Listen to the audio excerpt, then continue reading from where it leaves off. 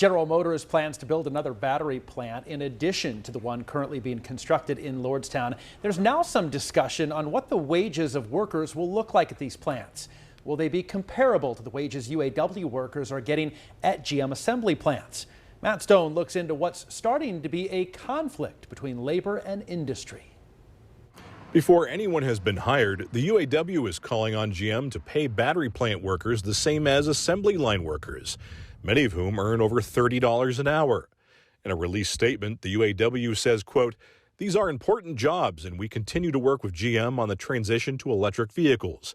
We believe that GM has a moral obligation to work with the UAW and the joint venture partner to make sure these are good-paying union jobs like those of their brothers and sisters who make internal combustion engines."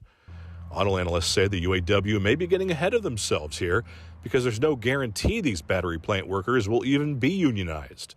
Ultium Cells is a 50-50 venture between GM and LG, a company that up until now has no auto industry connection. For electric vehicles, batteries are the single most expensive component of the vehicle. They represent a third or more of the cost of a typical EV.